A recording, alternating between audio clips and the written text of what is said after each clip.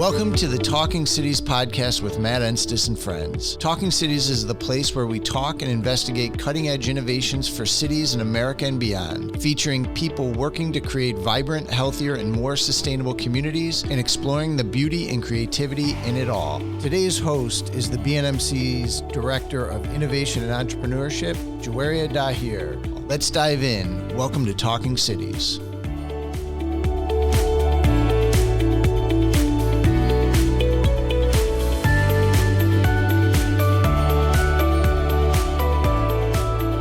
Well, good afternoon.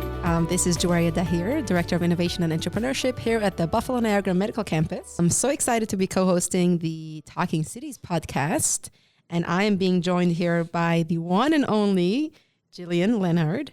Jillian is not only our most recent IC Success Business Accelerator graduate here for the Spring 2024 cohort, but she's also the founder of the Speech Path. And so we're going to talk all things speech pathology. We're going to learn a little bit more about Jill's motivation to starting this business. Hopefully we'll touch on motherhood and really all things entrepreneurship. So let's get started, Jill. How are you? Good. How are you? Good. Really good. Well, Jill, tell us, take us back. Tell us maybe the journey of how you got started, and what speech pathology even means. Okay, sounds good. So, I've been a speech pathologist for 12 years. I graduated graduate school for Buffalo State University in 2012. So after that, I worked for a year on my clinical fellowship year, where you work under someone else's license and then you get your license.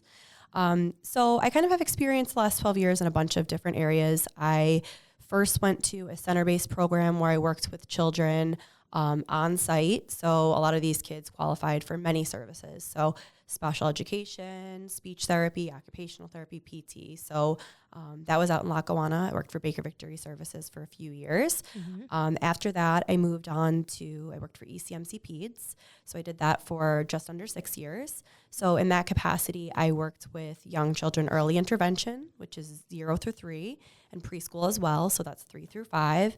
Mm-hmm. And I traveled around in the communities, homes, daycares, preschools, and I provided those services to wherever the kids were at that time. So I did that for a little bit. Kind of the end to that was COVID. Mm-hmm. So I was doing a lot in-person services with these kids. And at that time when everything shut down, we were kind of given, we had to shut down all services for a few weeks. And then when things weren't going back to normal, we were asked to provide services via telehealth for these kids. I am a mother as well. So at that point in time, I had my own 2-year-old at home. And, being able to do services on a computer screen with another 2 to 5-year-old pretty much with my own 2-year-old at home just didn't seem feasible at the time. So I ended up taking a break. And, we kind of 5 weeks, 6 weeks, how long will it be? Yeah. I was pregnant with my second son. So I had him that November of 2020, and then I kind of decided that I didn't want to go do telehealth. I really valued the in-person services with kids and getting on the floor with them and providing these services face-to-face. So things were kind of still going that way. So I decided in January of 2021 that I was going to open my own practice, kind of allow me to provide the services in the way that I felt they were most valuable, and also allow me the flexibility of continuing to raise my own young family at that time. That's kind of like how the Speech Path was born in January 2021 and how we got up and forward. What a natural, but also just an organic transition that you've made. Yeah. And so you've pretty much cultivated all of these skills over the years, and then you would say COVID was that pivotal moment where you felt like, okay, this is something that I can also do on my own as a business owner. I think I always knew that I wanted to do private services, and I had dabbled a little bit in the past, like outside of the agency. Like sometimes children don't qualify for services, and the parents would, like the district or this county wouldn't fund it anymore, and they would reach out to me and be like, well, we'd like to continue with you. How can we do that? So obviously, as long as there wasn't a conflict of interest, I sometimes would see, but it was on a very low scale level here or there. So I always kind of knew I wanted to do that, but truthfully for me, COVID was kind of like the push to do it. Wow. And in addition to COVID, congratulations. You ended up having 2 amazing kids. Yeah. Would you say that perhaps your journey to motherhood had anything to do with this? Was there a personal why that was really driving you? What was kind of the force behind why you fell in love with speech pathology, especially working with young children? What is it, 18 month and up? I pretty much, yeah. I mean, I'm licensed to do newborns through elderly technically, but I've kind of, a lot of speech therapists usually pick where their heart is with like adults or versus children. But I've kind of narrowed down even more just because it allows me to really get good at the areas that I want to. So 18 months is usually when you're starting to expect more of that verbal language. So that's kind of, I mean, I've taken 15 months, but earlier than that, sometimes it could be a couple of months before they just get a couple more skills. So I usually cut off at 18 months. And then I do through elementary just because I have a lot of kids that are 4, 5, 6, and sometimes they need me for a few more years. So I don't want to put like a hard end to that especially when they've been working with me for a little bit and still need a little bit of support. Okay. I mean, for me, like I am a mother first and foremost. And like, as far as speech pathology, my father was a special education teacher. He passed away years ago, but so when I went to Geneseo for undergrad, I actually originally was not a speech major. I was a bio major, pre-dental, and I made the switch after my first semester. So I switched to speech pathology, and then I kind of just continued on throughout there. So yeah, but the nice part about the areas of speech pathology is we are licensed throughout the whole thing. So when I was in graduate school, I saw a lot of people who thought they wanted to work with kids, but we did have to get that adult experience, and they may have changed their minds. So even myself, when I was in graduate school, my placement for my adults was actually at ECMC on the acute neuro rehab floor.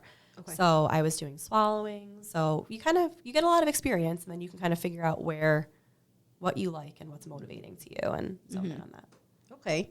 I guess in terms of speech pathology then, for our listeners that might not be aware of why that's such a critical service or a need, can you just walk us through maybe when or what signs should parents or guardians look for that should encourage them to actually place their children in a facility like yours and seek out services that you offer?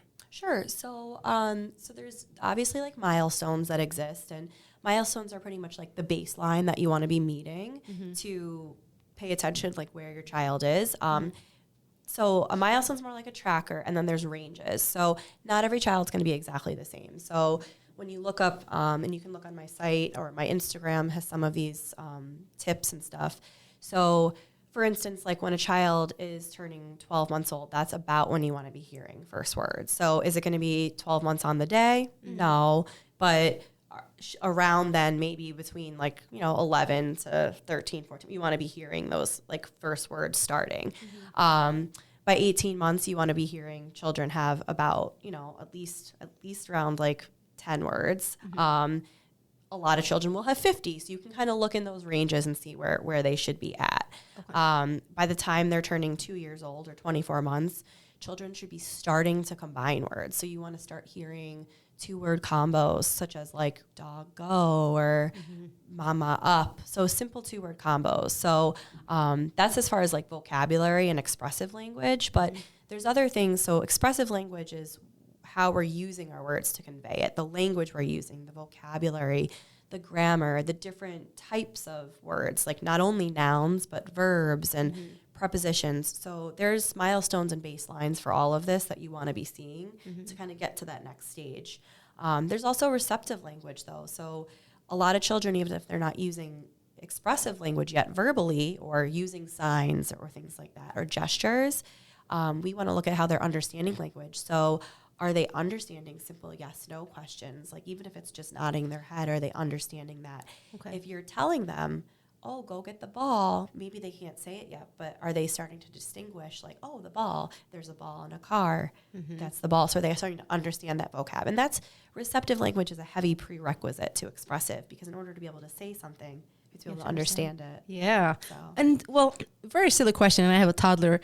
Well, what if the kid is just a little stubborn and, you ask them, go get me the bottle, and they're choosing not to respond to you? Are there specific red flags we should be looking for? Or, because we also don't want to worry over everything, right? But there's specific milestones, like you said, that we want the child to be reaching. And there's a lot of kids that I see that are they're a little delayed, but there are strategies that you can use to, and this is why it's so important in my practice that I do work with parents, because I want them seeing what I'm doing on a daily basis and carrying that over during the week.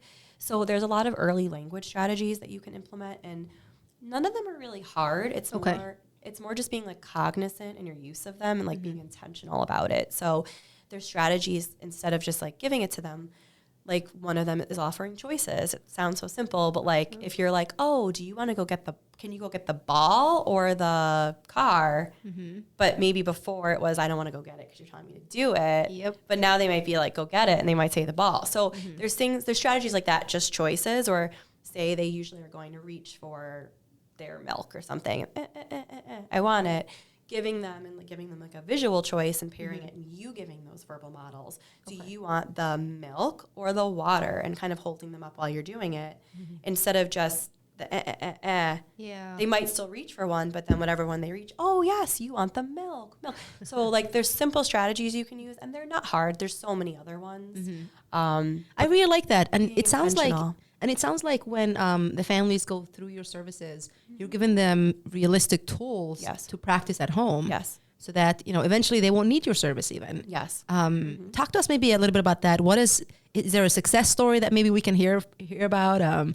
Any specific child, or I know you can't share information. No, it kind of details. is across the board. Like, I have some kids that I've had for 3+ years. They might have more severe delays, but I mean they're progressing. Like when you look at 3 years ago when I started with them versus now, like tremendous gains. Maybe they're not fully caught up yet, but like we're helping close that gap and that delay. And then I have some kids. Actually, today I just had my last session with one. I've only had him 6 months, and 6 months ago he wasn't really using more than 5 words. And today he's done, and he's using 3 to 4 word utterances, and he's about to turn 4.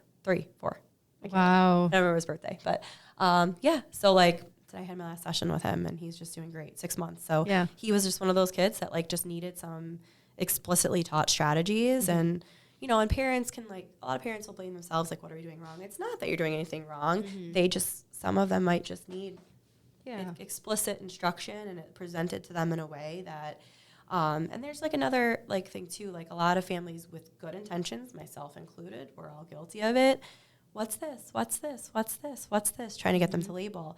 That pressure on a young child is so much, and they'll actually like won't say it. So if you take a different approach and you're modeling without expectation. So like they're playing with a ball, roll, ball, taking that pressure off.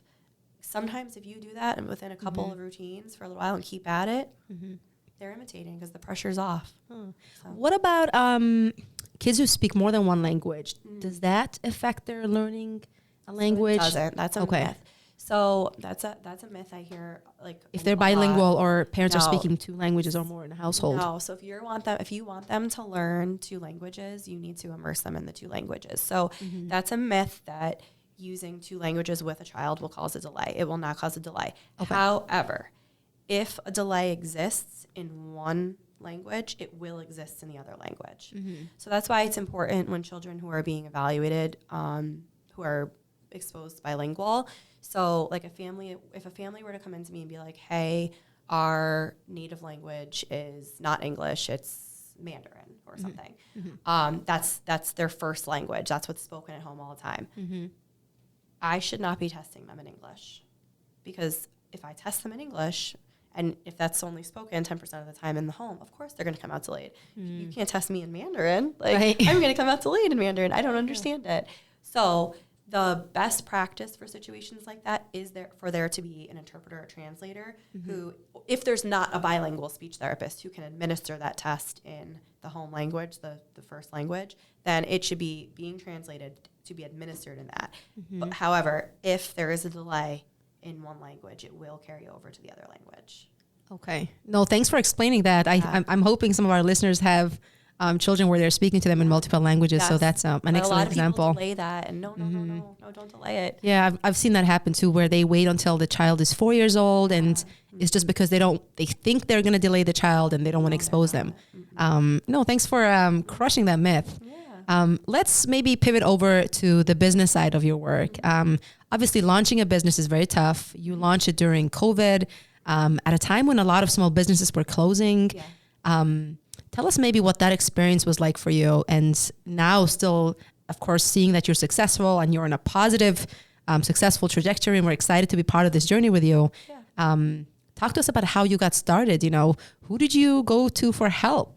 So it was kind of scary. I did it all myself. So I did end up taking kind of like a short online course. It actually was geared towards speech therapists looking to go into private practice. So I can't remember how many hours it was, but it kind of did like the basics. So I used that to kind of like get the ball rolling. At first I actually didn't do the PLLC. I was like, let's see how this goes before I do it. So that was like January. I just was like, I'm going to make my website. I'm going to design my logo. Like, I spent a lot of time at night because I had a 2-month-old. I think I was crazy. I don't know. You had plenty of time. Plenty of time. Plenty of time with a 2.5-year-old and a 2-month-old. So I did a lot at night. Like, you know, I would put them to bed and then I'd be like, all right, tonight I'm going to work on my logo. Tonight I'm going to work on this. Tonight I'm going to work on my like intake forms. And so I kind of spent from January to March doing all that. And then by the time March came, I was ready to kind of like put myself out there. I wasn't really sure what to expect. I think because I had taken the break from doing the agency services, I guess it could go either way. Like, I'm lucky that my husband has a job that was able to support us during that time so I wasn't coming at it from an angle where like we wanted me to work, of course, but I wasn't coming in from an angle where I was like putting my full-time job aside. I was in this transition period myself. So for me, I was kind of like, why not put all the cards on the table for this and see what happens? And truthfully, like, I didn't really know what to expect. In my mind, I was like, if I start working 2 days a week and I can fill 2 mornings, well, that's good, because that's what I was kind of doing before with my younger or my older one at that time. So I did, and then March kind of started to roll in. Like, I think I had like 4 or 5 sessions a day between 2 days, like pretty quickly. And then by summer, it was like picking up already. So a couple months in. So some of it was a leap. A leap. You know? A leap, and it sounds like you tested out a few things. I mean, maybe you're an artist, I don't know, but I have a little bit of like art background. Good. But I mean, that just goes to show, even if you don't, you can still give it a try. You know, taking a stab at what you think your logo should look like, what the website could look like. So what do you tell others that might be in a similar journey as you, where they're thinking of starting out, but they're looking at the price tag? Building a website can cost $2,000 and more at minimum. You can go and ask somebody to create a logo for you, and that'll again dent your pocket. What would you tell a first-time entrepreneur? I wouldn't recommend like throwing all this money into that from the get-go. For me, like, it obviously, like, those parts are exciting and they're fun, and it's like, oh, I have a logo. This is feeling more official. And I understand not everybody can go on a computer and create a design, but I would advise to pull from where you have strengths and try to see what you can put together yourself from that to start. And once you're making some money, you can always put some of that money back into it, and which is also a write-off for you. You know what I mean? Once you're rolling. But you know, as far as a website, I'm not a website designer. I've never made a website before. I figured it out, but I didn't use like a blank template where I'm coding, but I went on Wix, and like, there's plenty of templates. And you want to know what? Like, I made it to where I could publish it, but like, I was constantly editing it. Like, 2 weeks later, I'd be like, oh, I need to put this on my website. Okay, let me edit that page. But my page was still live, and then I'd work on this piece. So get together something and start, and then let some of it play out and just kind of edit as you go. I think that that's the best way to like kind of test the feasibility of your plan, and before you throw all this money into it. Exactly. Save your money first. Let's talk about location. Where are you located? And if you can maybe list out some of the services that you offer so our listeners can learn a little bit more. So I recently moved, well, I guess not super recent anymore. I moved to a new location in August of 2023. So last August, we're coming up on a year. And it is located at 5820. We're in Suite 303 on Main Street in Williamsville. So we have a nice waiting room. So for families who get there like a couple minutes early, they can wait. I have a larger sensory room that I can do some movement activities with those kids that need it, that might have sensory processing needs, or just need movement incorporated in their sessions. And then I have my own individual private room where we can also work, and I invite families to come in with me. Sorry, what was the next part of the question? Oh, and then some of the services that you also offer. So I offer evaluations. So within that age range, I could do speech-only evaluations if that's one of the only concerns, like how kids are saying sounds. Oftentimes there's both. So sometimes I do those full comprehensive speech and language evaluations. And so I offer those from 18 months through elementary school age. And then as far as services go, depending on how a kid, based on evaluation, where they fall or if they have a need for services, same age range, I provide services targeting language. So receptive language, understanding, expressive language, how you use your language to convey your message, and then also articulation. So like I said, that's how you use your sounds. So you might hear a kid has trouble saying L, so it's sounding different when they talk and people aren't understanding them. And then there's something called phonology. So that's the linguistic component of articulation and speech sounds and how they play out. So as far as that, there might be a child who takes a certain class of sounds and consistently turns them into something else. So we take a look at that, and we have different interventions that we can do depending on the child and what they're displaying. And then I also integrate early literacy skills into my practice as well. Oh, that's awesome.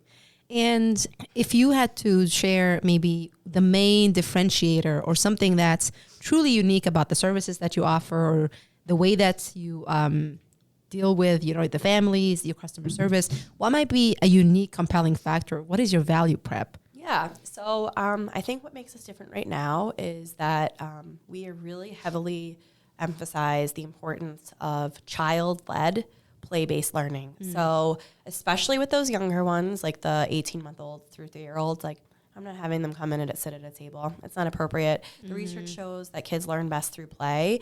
So all of my goals and strategies are integrated into play. So if they like trains, we're going to do trains today. And I'm going to take those words and I'm going to build it in. And you just see the progress so much more. And it's not this power struggle. Like, they're having fun. It's meaningful to them. So that's important. Child-led play-based. Also, how I really heavily emphasize like the family-based services. Like, I want those families in the room with me because I'm not a magician. Like, I can give you strategies, but when push comes to shove, like, if you're coming to see me once a week for 30 minutes and that's all we're getting, like, yeah, we may progress, but you're going to see it so much more, and it's going to be so much more rewarding if you're taking those and integrating them into your daily routines. And for the families to see what's working and what's not, right? Exactly. Hands-on. Yes. No, that's a very important example. I'm wondering how perhaps in the midst of, because, there was a lot of work that you had done on your own, and then I'm sure there was a support system. And I think as part of maybe that support system, I see success. The family that you've been a part of, I can see that played a support system for you, the mentorship. I'm wondering if you can maybe talk to us a little bit about what that experience has been like for you as a business owner, as a mom, as an expert, and then also taking on an additional role coming into our building here at the Buffalo Niagara Medical Campus on a weekly basis, taking classes. What has that experience been for you? Yeah, so I think I originally pursued the program. I had a friend who went through the program, and she had told me about the benefits of it. My biggest reason coming in is that I have had this practice. I've been profitable and successful to some degree. Obviously, it's continuing to go up a little bit, and as I work more, but we've always been profitable. And I have had a wait list for a little under 3 years now. So for me coming in, I'm at this point where I don't have this legal background where, and I want to do things the right way. So I'm at a point where I want to explore hiring potentially. Like, I've had a wait list. I have people who reach out to me asking if I'm hiring and things like that. So I came in kind of looking for some answers with that. Some classes were obviously more helpful to me than others, since I was a little further along in my business journey than some others. So I remember the class with the business law, like, that was so helpful to me because that's kind of one of the daily conflicts in my mind. Like, should I hire a contractor? Am I ready to hire an employee? What are the logistics as this applies to my business? Not just like the broad. Yep. Some of it is clear. Some of it I still have to continue to explore, to be honest. So like that class was super helpful to me and like thought provoking. And so for me, like that's what I came in looking for and continue looking to grow into. How can I expand this scaled growth that's comfortable for me as a mother and a business owner? We're going to continue down that path. Excellent. And what about mentorship? Can you talk to us maybe about the mentors that were matched up with you and what that experience has been like for you? Yeah, so one of my mentors is actually located in this building, the Buffalo Niagara Medical Campus. She's been phenomenal. She has her own company that she works for called Talking Pictures. So I've been in contact with her a lot. Sometimes I pop in and see her. And, like I said, I kind of came in not with my business wasn't just an ideation. So I had a lot in play. And there has been things I've had to explain to them because I'm in a different field. I'm juggling some things. Like I still have to consider HIPAA. I can't just go and create this system for intakes and things. Like everything I do has to be HIPAA compliant since I'm a licensed professional. And but it's been nice because I kind of they'll give me ideas. I'll give them like things that will work or won't work, and then we can kind of like go from there. So, and then my other mentor, Dave, we meet via Zoom a lot. He also has his own company called Hello Mongoose. Has to do with educational, I think university texting systems and stuff. So he kind of has a little bit more of like the technical side of things. So I was able to like pick their brains on different things. Good. Yeah. And would you say that as a business owner, mentorship is critical? Is it something that enhances you? It sounds like even with your background, when they came in with ideas, you were able to troubleshoot and kind of work along with them and see what works and see what doesn't. Yep. So how important is seeking out a mentor as a business owner? Yeah. Making time for that? I mean, I think it's super important. Like even if it's just for networking and ideas, like one of my mentors had linked me up with someone he knew who I met with her a few weeks ago. She's a private practice owner in social work. So I sat down with her for an hour, which was great that she was willing to give me her time. But obviously not a speech pathologist, but someone who is more like she's used to the therapy guidelines, and she's a private practice and how she pays people. So I was able to pick her brain too. So even just having him as a mentor, like he was able to link me with this person that could give me some insight, or he wasn't able to. So and now she said if I ever need to reach out, like I can reach out to her and like talk to her. So she gave me some, again, more thought-provoking things. It's never like a straight upward. It's never just like up. Yeah, it's kind of like, okay, now I have to consider this. So it's a roller coaster, but that's awesome.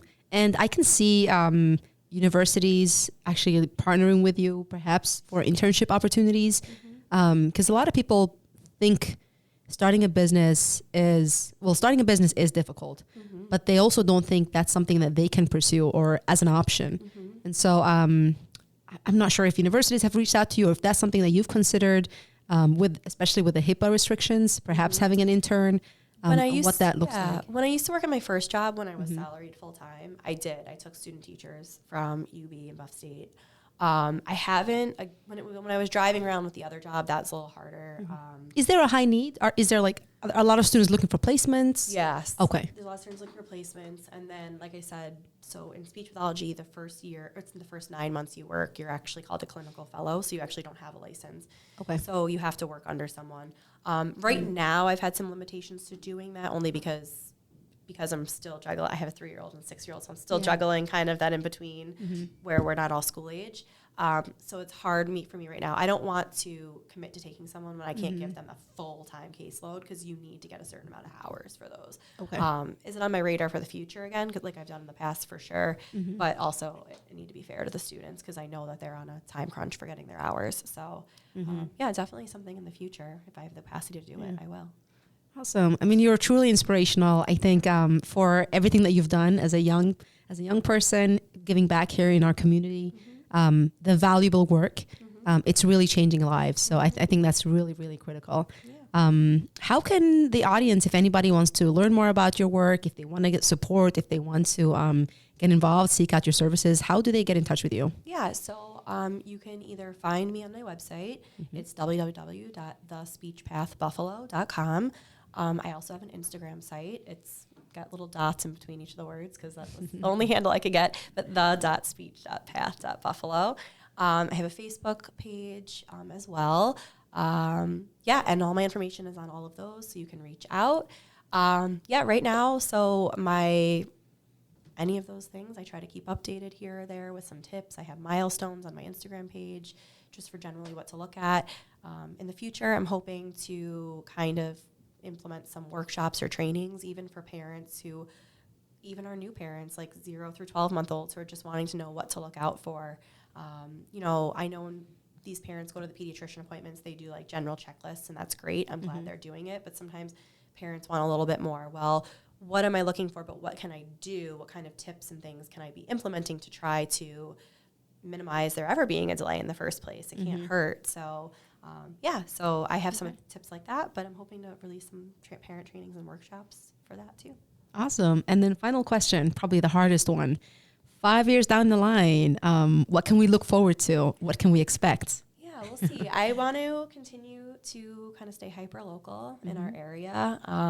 Right now, I'm not really looking at like national or international or anything like that. Okay. But I'm obviously located in Williamsville, but it's kind of right off the 290. So right now I have families that travel any which way up to 40 minutes to see me from like Alden, Akron, Grand Island, Derby, just because there is kind of a need. So I want to continue to help families who may not be getting those services. Their children don't qualify for the state levels, and they're kind of left in this situation where, well, my kid has a delay, but there's nowhere for me to go. So that, and then the families that just might want more and things like that. So I want to continue to do that myself. And then I hope that I can be able to build somewhat of a team of other like-minded professionals.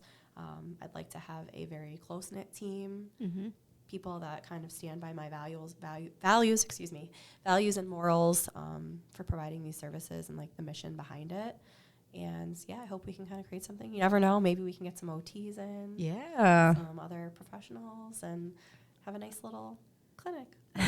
How exciting, Jillian. Thank you so much for really sharing your story, for inspiring all of us and inspiring our listeners. We wish you so much success, and we're excited to be part of your journey. Again, congratulations. We're thrilled to have you in our program, and look forward to really seeing you thrive as you go along. Awesome. Thank you. Our listeners, thank you so much for joining in. This is Talking Cities with Jillian Lenhard and Jill. Have a good evening.